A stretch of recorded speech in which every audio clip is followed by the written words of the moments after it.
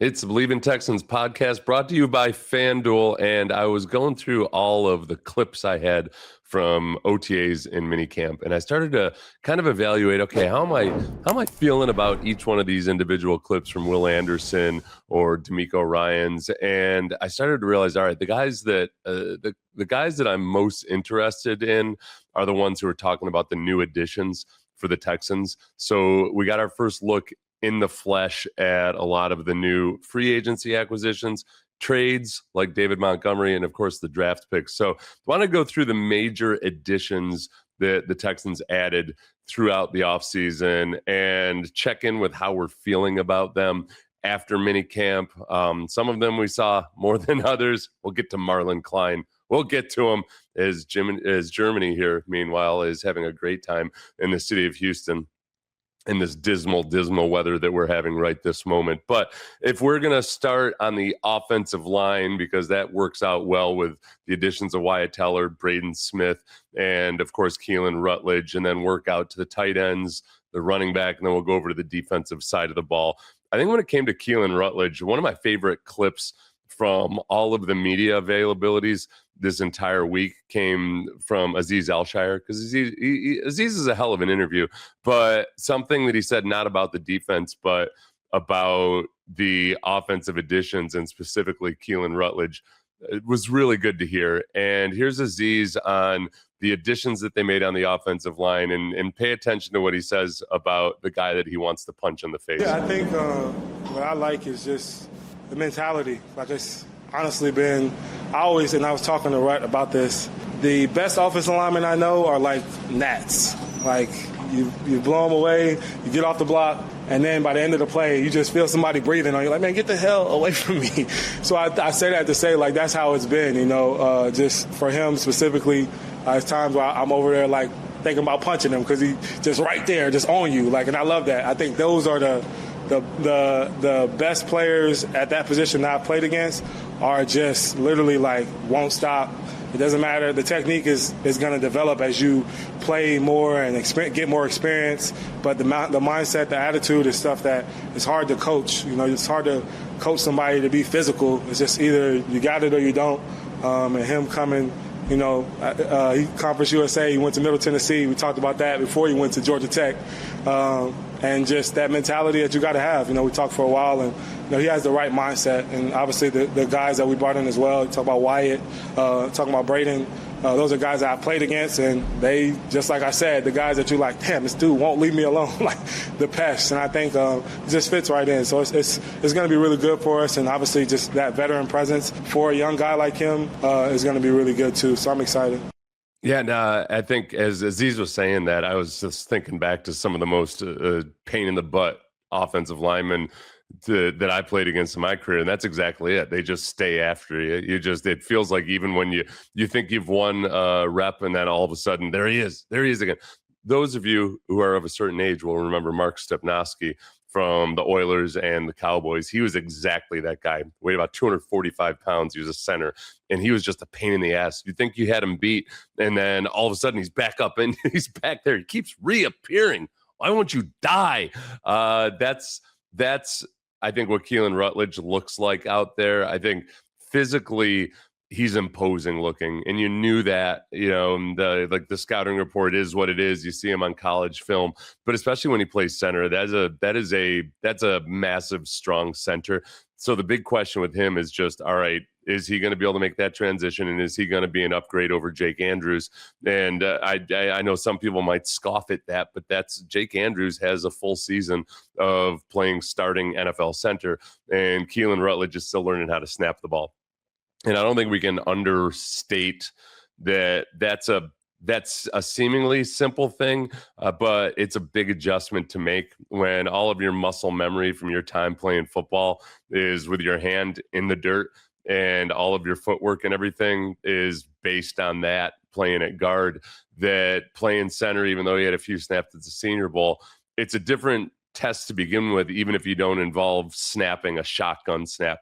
Snapping up with the quarterback under center, not as big a deal, but in the gun, like you've got to be money and accurate with that, to where CJ's not having to take his eyes off the rush or anything, but also, or especially take his eyes off of coverage, because that's really the issue when the quarterback receives the snap.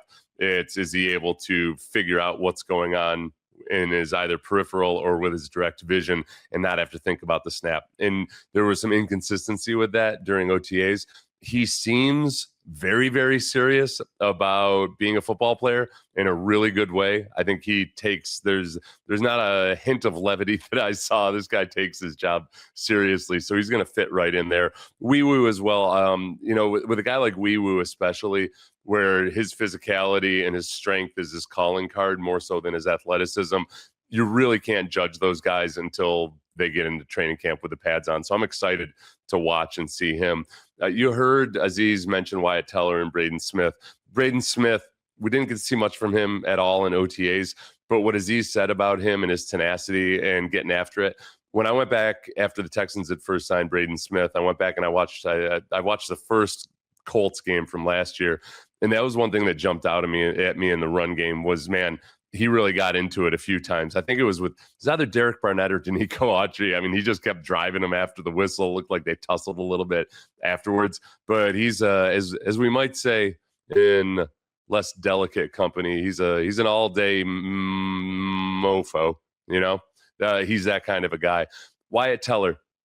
I know that Aziz mentioned Wyatt Teller, but one of my favorite clips of the offseason was when Will Anderson was talked. He was asked about CJ, I think, but then he went on to talk about all of the additions on the offense, including the tight ends and of course the offensive line. I think you talk about CJ. CJ has really taken that step, man, of watching the clock, getting the guys lined up, moving with urgency, but he's been the commander back there. He's taking that step as a leader back there to get everybody lined up, to, take the initiative, like, hey, man, like, let's go. And everybody's rallying behind him. And then you got guys like Wyatt Teller, who I love, man. He's been that energy booster on the O-line, getting guys moving around, picking guys up. So I'm excited about that group. I can just see the growth in them already, man. The offense is moving at a much faster pace. I think Kaylee has been doing a good job. They got Foster with the tight ends. Dalton Schultz, as you know, man, those guys are rolling. It's competitive. And I laughed the other day. I said, man, it's going to be a fun training camp, because you can see, like, the anticipation of everybody getting out there and, like, man, it's going to be one of those where it's going to be a battle every single day. Like, the physicality on the edges have up big time with Foster coming in as a tight end, like I said. So, like, all of those things that they've been working on, they've been doing a really good job at that.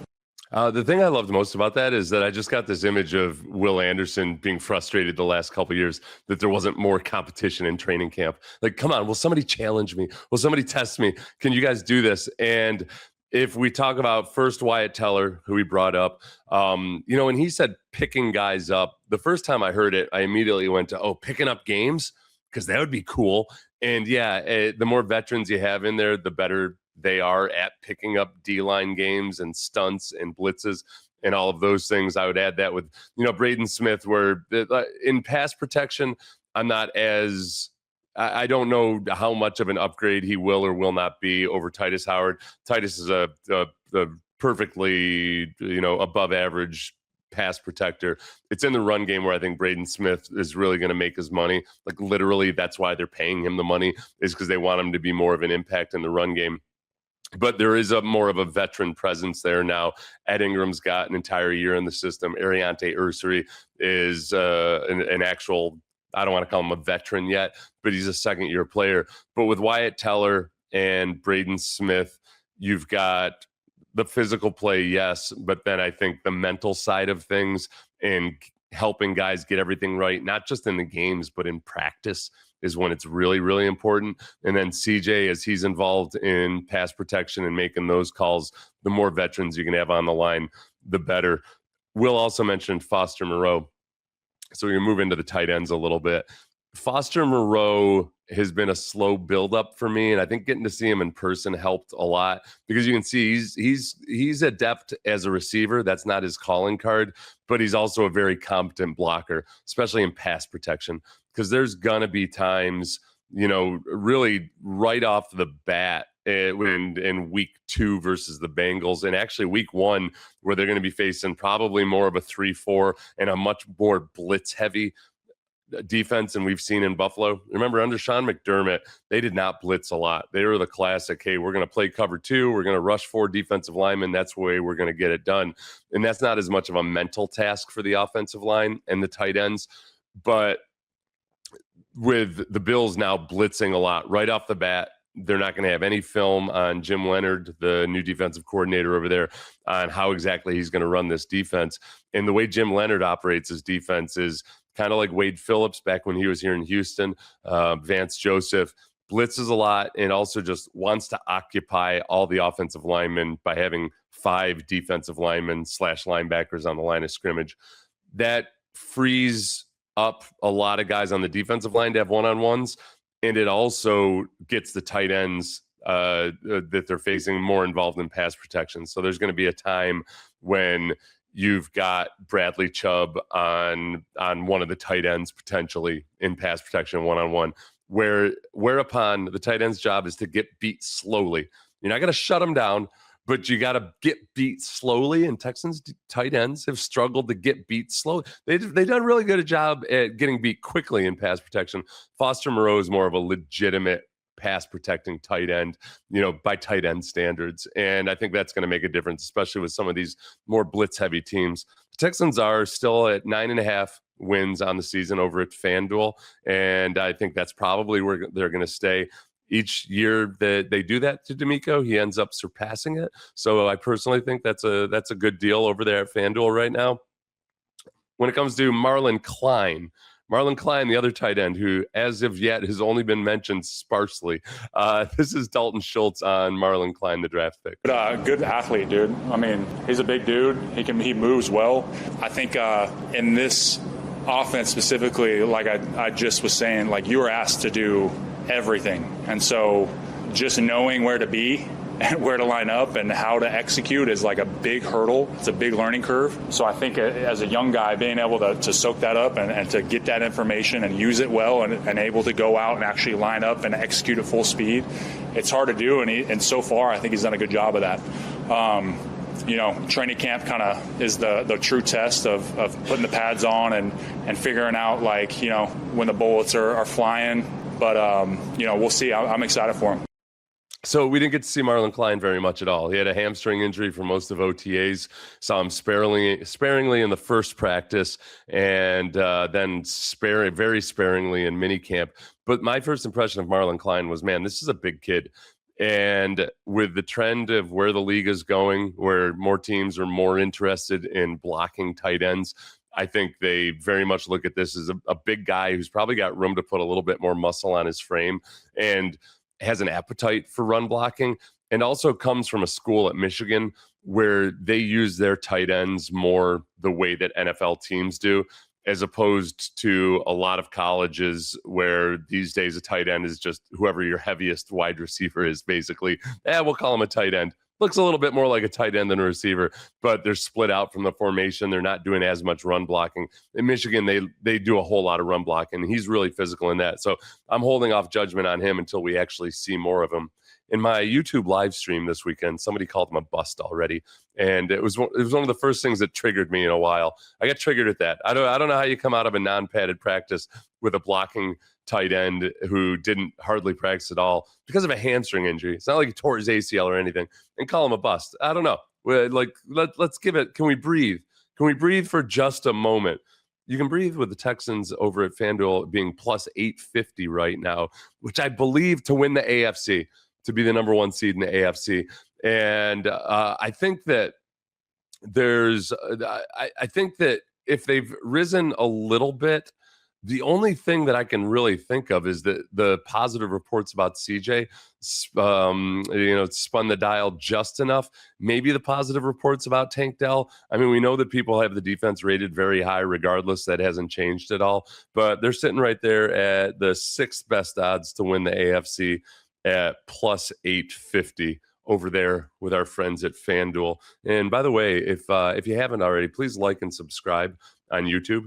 And if you're listening on Spotify or Apple or anywhere else, give us a 5-star review and some kind words. It helps other Texans fans find this beautiful ecosystem over here at Believe, which is not great just for listening to me blather on about the Texans, but also to get advanced scouting reports listened to some Believe podcasts of upcoming opponents over the weekend on a long drive, and I feel very educated. I'm gonna assault you guys with a bunch of previews of opponents, even though it's 2, 3, and 4 months off. So if we move over to the defensive side of the ball, let's start with Reed Blankenship. So Reed Blankenship, because chronologically he got here before Kayden McDonald. But I apologize. We missed the running backs. Let's get back to David Montgomery before we move over to the defense. Here is Nick Caley on what David Montgomery brings to the offense. I mean, he's all day tough. I mean, his body of work will speak for itself. Runs behind his pads, stays grounded. Arm tackles aren't getting it done. He's going to try to run through you every single chance, but it's not just a one-trick. He can set guys up. He understands how to set blocks and be able to deliver and help deliver blocks to the blockers, rather, the defenders to the blocker.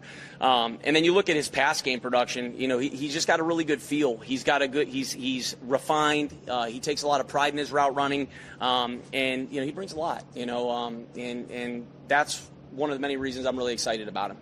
Yeah, and moving backwards through that, he said what he brings in the pass game, 100%. I mean, early in his career, he was way more prolific as a pass catcher, and then he ends up in Detroit, and they've got Jahmyr Gibbs, and Jahmyr Gibbs, is just very rare in terms of his talent out in space and as a receiver. So it became more of that thunder and lightning scenario between those two.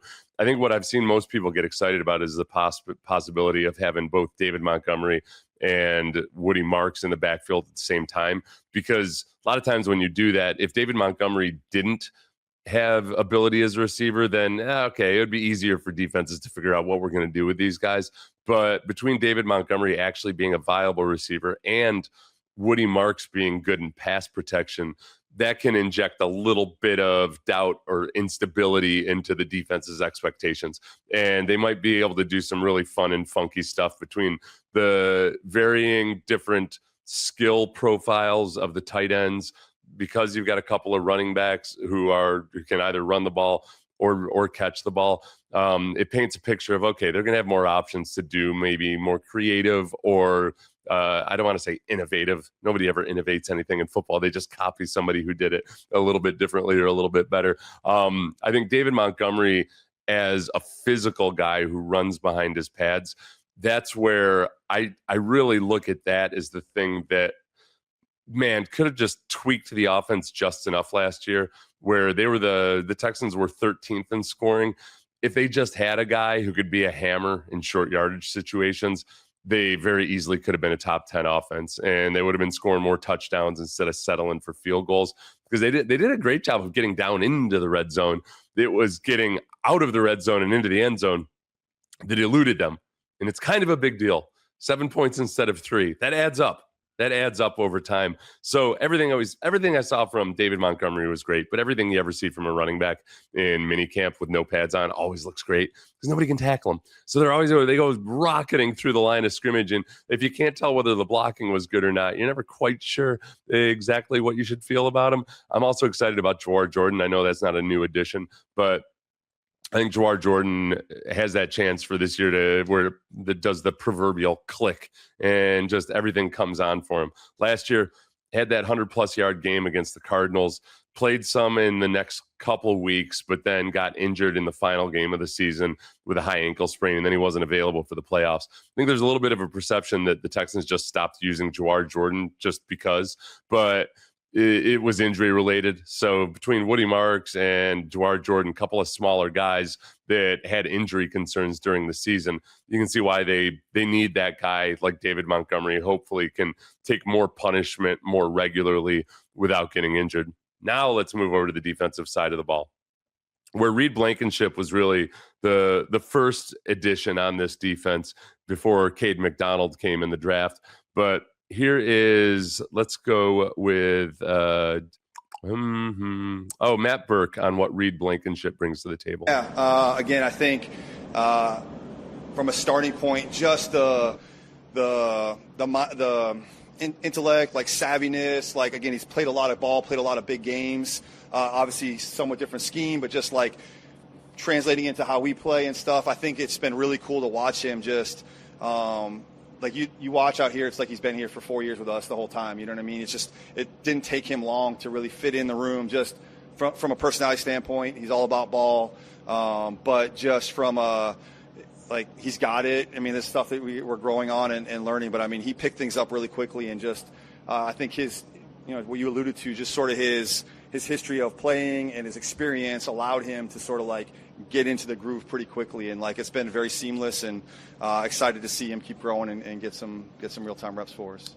So Reed Blankenship, regardless of his individual IQ or anything, which people gush about, his football IQ, I think first and foremost, he's a veteran player. And we've talked a lot about how the Texans players and coaches are saying we don't want to let up as many explosive plays this year. And a lot of that goes into, okay, do you have safeties back there directing traffic? Are guys having things communicated clearly? Because a lot of big plays, I would say the majority of big plays in the passing game are usually, on a good defense, are usually because of either a misalignment or a technique error or a mental error. So two of those three are very easy to correct if you just stay dialed in. And again, going above and beyond or even below how much his football IQ matters, he's a veteran player. And a lot of people have talked about how, well, the Texans run a relatively simple scheme. They just let guys line up and play. There's more to it than that. They do a lot of pattern matching, which does involve a whole lot of recognizing what route combinations you're seeing and guys sorting out their responsibilities. But by and large, I think it's fair to say, yeah, they're simpler than a lot of other defenses out there. But if you go back a couple of years ago, really that the playoff game against Cleveland where they blew Cleveland out, Christian Harris had the pick six. That was a play where they showed a look that they had showed earlier in the game. And then at the snap, they rotated their safeties and shifted their coverage, and they were able to fool Joe Flacco. And that's something that I think they weren't able to do as much of last year, simply because they never had any stability at that safety position opposite of Kalen Bullock. So they had guys that, hey, I like Jalen Reed. Hopefully he's got a good future, but he was a rookie. Kayvon Wallace had been on the team for 2 weeks before he ended up starting for the Texans. C.J. Gardner-Johnson was just kind of doing C.J. Gardner-Johnson things. So by having a stable rookie back there, you can also disguise a little bit more because you don't have somebody that you're worried about confusing. If you got a rookie playing in the secondary, it's hard to say, hey, learn how to play in the NFL, but also we're going to make it even more challenging mentally by having you shift your alignment at the snap and all of that. It's hard to do it without screwing up. And that's a defense that wants to play really fast and not screw up. So with Reed Blankenship back there, I think as a sum total, they're going to be able to play faster. And it's already the best secondary in the NFL. So that's a really, really good sign. Kayden McDonald will be the last guy we talk about. And Kayden is interesting because he made a boatload of plays in college, just tackles all over the place, TFLs and sacks. And he doesn't have the profile of a guy who's going to get a bunch of sacks in the NFL. Not saying he can't, might blow us out of the water. But also in this defense, when you have Danielle Hunter and Will Anderson, there is an element to how you rush when you're a defensive tackle where sometimes it's more important to get push than it is to try to get off your block and get a tackle, because it can create running lanes for the quarterback. We know that's been an issue for the Texans from time to time, Baker Mayfield. So here's Rod Wright when asked by Landry Locker if Kayden McDonald has some untapped pass rushing ability. Absolutely. With Kayden, you got to be able to do it all when you play for the Texans, and our aggressive style up front is going to allow him to unlock being a guy that can push that pocket and eliminate step-up lanes. The run game is something that obviously that he did extremely well in college, and even he has some rush. Like there's different types of rushers. You know what I'm saying? Like he can't rush like Danielle Hunter, but Danielle Hunter can't be a run stopper like him. So you gotta be elite at the traits that you have. All right, and then when it comes to being a pass rusher, he just have to be able to be effective, and being effective is collapsing the pockets for us. We got guys to go get home. So at the end of the day, like we don't have to have him be a guy that's on third down doing a million things. Like, hey, what are you good at? What are you great at? Be that. And then when you're asked to rush the passer, be effective. And I believe we'll get him to do that. Yeah, and I showed on my YouTube live stream this weekend a bunch of plays that demonstrate just that. When guys like Tim Settle or Tommy Togiai or Sheldon Rankers and whomever they weren't in position to make a sack, but they got such good penetration into the backfield that when Will Anderson or Daniil Hunter are careening off the edges, there's no place for the quarterback to go. And that's especially a great place to get strip sacks because the quarterback's getting kind of desperate. And then he tries to make his throw off his heels, and the ball's just sitting there like a big old ripe tomato to Will Anderson or Daniil Hunter. And I think Kayden McDonald 100% has that ability just based on his college film. Hard to see in OTAs with no pads on exactly what guys like Keylan Rutledge and Kayden McDonald, who are big, strapping, physical dudes. You don't get to see them really go to work, but that's the guide by which you should judge Kayden McDonald this year. Not how many sacks or QB hits he ends up with, but how many times the guys on the edges get sacks when Kayden McDonald is in there. And I think he's going to start off, just based on what Caserio and those guys have said, I think he's going to start off as a run stuffer, and then he'll develop that passing repertoire over time. But this is why they play 8 defensive linemen on game day, because there's other guys that are more skilled and more polished as pass rushers right now. So those are the guys, the major additions. I'm sure I probably missed one or two, but not bloody likely. I'll say not bloody likely in honor of all the World Cup people visiting the United States this week. It's a Believe in Podcast brought to you by FanDuel. Thank you to FanDuel. And again, if you haven't liked or subscribed on YouTube or left a 5-star review and some kind words on Apple or Spotify or anywhere else you listen to the audio version, please do that. If you care about feeding more Texans content to however the algorithm sees fit, then just go ahead and do it. I trust you. I have faith in you.